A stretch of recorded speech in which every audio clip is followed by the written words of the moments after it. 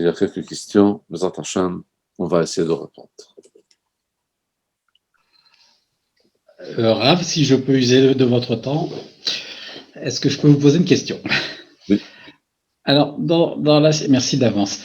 Dans la situation qui pourrait être actuelle, d'un couple qui décide donc de se marier et avec une rédaction de Ketouba dans laquelle le mari ne dit pas Blinteder. La femme, qui est, on va dire, assez aisée, confie sa fortune, je vais dire ça comme ça, confie sa fortune à la responsabilité de son mari.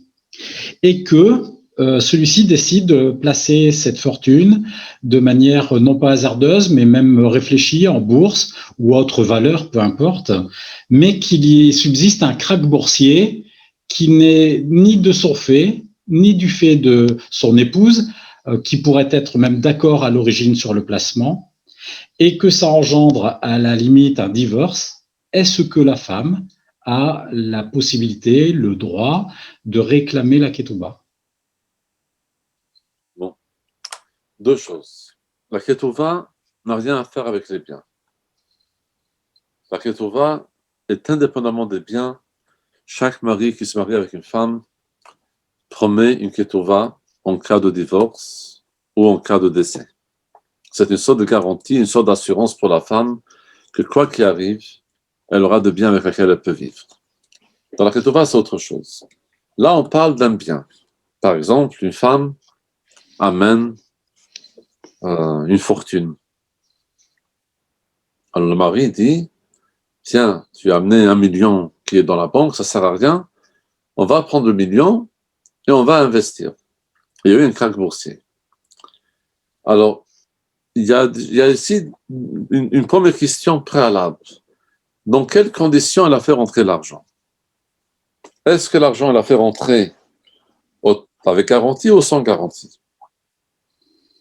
Normalement, une femme, si elle obéit à ses parents, va dire au mari, il n'y a pas de problème, mais tu veux prendre l'argent pour investir, il y a un risque, tu me promets que si l'argent est perdu, tu me rembourses.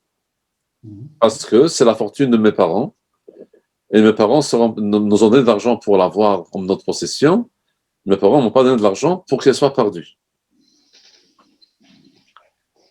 Ensuite, quoi qu'il arrive d'une manière ou d'une autre, il peut y avoir un débat où investir.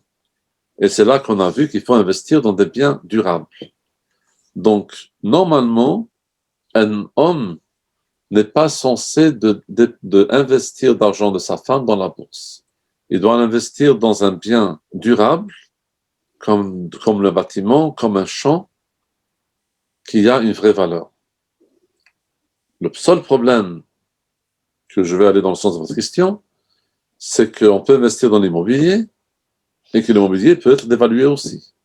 Parce qu'on a pensé que ça sera un quartier chic et donc les bâtiments valaient tant, et tout d'un coup, l'État a décidé qu'il n'y aura rien de spécial qui sera dans ce quartier.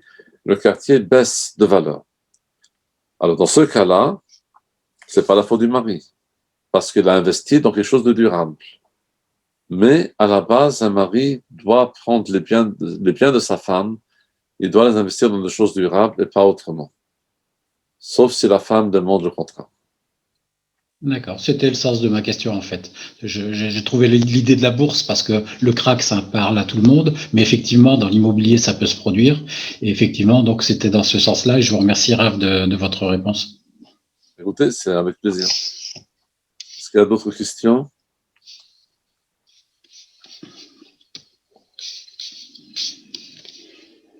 D'ailleurs, je voulais vous féliciter d'avoir tenu ici un shiur. Je pense que c'est un des shiur, c'est un des textes les plus longs. Effectivement, on a quand même 35 textes à la faute.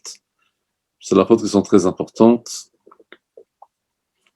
Et puis, Hachem aussi est le mari du peuple juif, et nous, on est sa femme. Alors, Hachem, quelque part, il doit garantir que tous nos biens, entre guillemets, soient maintenus et soient bien utilisés. Alors, on vous souhaite tous une très bonne soirée. Purim Sameach. Et plein de bonnes choses, B'ezrat Hashem. Purim Merci. Sameach. Merci beaucoup, Purim Sameach. Comme ça, merci. Bon. Hazak Ubaruch. Zak Baruch.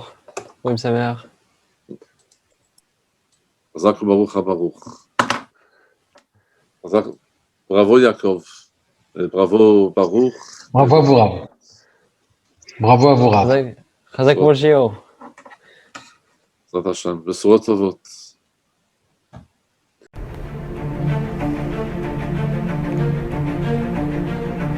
Et si connaître toute la Torah était possible, plongez-vous dans les joyaux de la Torah.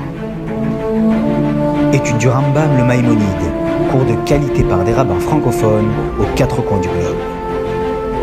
Un chapitre chaque jour, à raison de 20 minutes, pour finir en moins de 3 ans l'apprentissage de la Torah. Relevez le challenge, tous les soirs en direct à 20h30 ou 21h30 heure israélienne. Nos cours sont accessibles à tout moment, YouTube, Facebook et sur notre site torah24.com.